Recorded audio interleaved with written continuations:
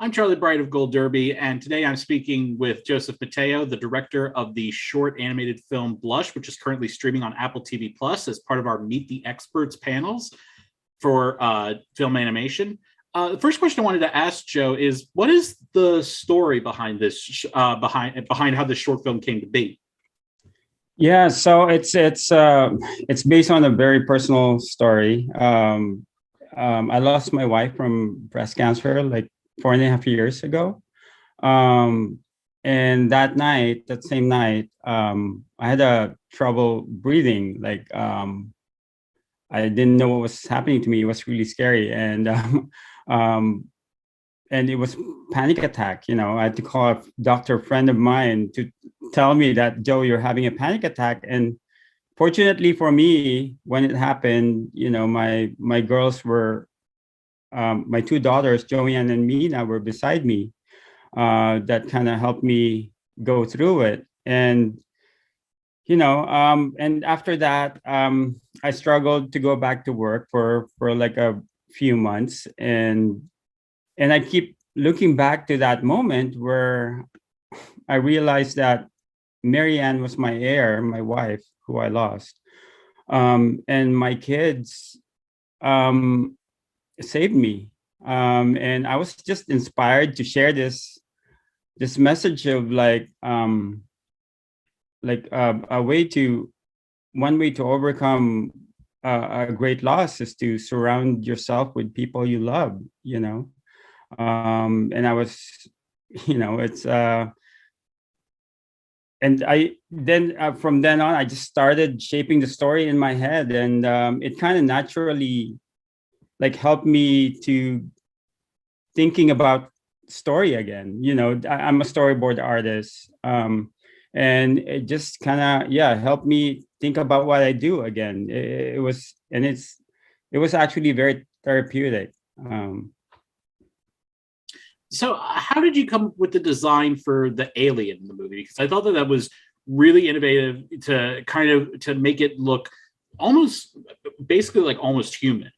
And where did the idea for that design come from? Thinking back, it's really inspired by the pink ribbon. There's something dynamic about that, just a shape of that pink ribbon. And I always think about like the alien with like a floating hair, because of the shape of it. And it kind of originated from that. And originally it was like the hair was kind of like an alien tentacle. But during the when we started screening our story reel, I think it was John Lasseter who pointed out, maybe we can design her hair more like a ribbon um, to just it's just more appealing, and to directly tie that character to its origin. So yeah, it's that's how it came out to be. And I remember him having like a very specific texture, and really he sent me like pictures of what he's imagining that pink ribbon could look like. So how did you I think one of the things that really sticks out about what makes this short film work is the pacing of it. How did you land on the pacing for the film?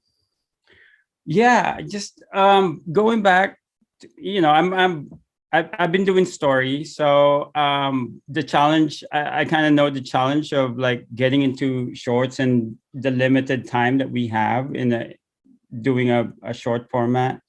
um but when we think about story, right, my experience is like you try to find your personal connection to it, and how to your how you relate to the characters, and I think it helps with the authenticity of what you're doing. But with this, I kind of just it's very autobiographical, so I just found myself digging from my time and my experiences with Marianne, and thinking about the story again helped me kind of look back into those moments that I had with her, those um, before before she got diagnosed and stuff, which was very special. Were you able to? So you are a Filipino American, and Yes. were you able to incorporate any aspects of your Filipino heritage into the short? Yeah. The mango. um, I grew up eating that. That's like our favorite fruit. I remember growing up in the Philippines, that's always like a part of almost every meal. Like that's your dessert, the mango at the end of every meal. And there's a specific way. I remember my grandma would like peel it right from the top, so that there's the bottom part we can hold it, so we don't have to get messy, eating the mango. We can hold the bottom part with the skin on, and I had to incorporate it on the short. And of course, the hedgehog, I guess you call it when you cut it crisscross, and yeah, just given this opportunity, I just want to, and how personal the story I'm telling, I just want to take advantage of like really infusing it with like things that I grew up with and a little bit of my culture, and then the astronaut's chest, I know it's very subtle, and um, I kind of have to point it out to some friends of mine, even that it represents like the Filipino flag. But yeah, so yeah, and of course the mango tree, and the design of the girls are based on my two daughters. Yeah, that's actually one of the things I was curious about. Did you use your daughters as the basis for the design of the two daughters in the short? Yeah, yep. The youngest character, right, is based on my daughter Mina, which and her hairstyle. I remember when I was designing her, I wanted to go back to that moment where I found her uh, behind her sofa hiding from me because she got her bangs, right. And I remember designing it, and she was like, "Dad, do you really have to do that?" But it's so cute, it's so charming. I just want to preserve that moment, so, and then my for the older sister, um my my daughter has been wanting to color her hair pink, and I've been saying no. um and now I kind of don't have an excuse anymore, like she's planning to color her hair for like end of the year. So she's very excited about that. Yeah, so those two are based on them, and they're very much a part of the process of making the short, because we were stuck together in the house, and they would actually give me notes, but they were very helpful in like um, helping me with like tech support issues. They were my in-house tech support, I guess you can call it that. And I'm sure doing an interview with someone like me just only reinforces, the whole hair coloring decision. Um, yeah. So, Yeah. before you did this, in your years of working in animation, you actually won a juried Emmy award for the work you did on the show Prep and Landing. And I was just curious, what was that experience like of winning that Emmy, especially because that was one that was announced beforehand and not like one of the like categories with structured nominees. What was that experience like?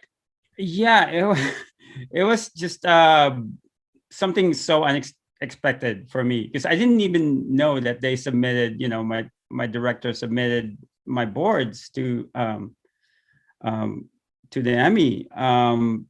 And I just remember that moment, I think I was walking down the hallway, and then they told me that I won an Emmy. It's like, first of all, we don't make feature, I was at feature animation then. We don't make TV shows, and not realizing that, yeah, Prep and Landing is going to be a TV show. So yeah, it was like, what is this real, and then, yeah, it was just, I remember being blown away and not believing it for the longest time, you know. And I told Marianne, but it provided a really great moment when I shared that with Marianne, because she's super into that, going to the red carpet and stuff. And so it's great that I had that experience with her, you know. Well, Joseph, thank you so much for joining us, and we look forward to having you join our panel discussion in just a little bit. Yeah. Thank you, Charlie.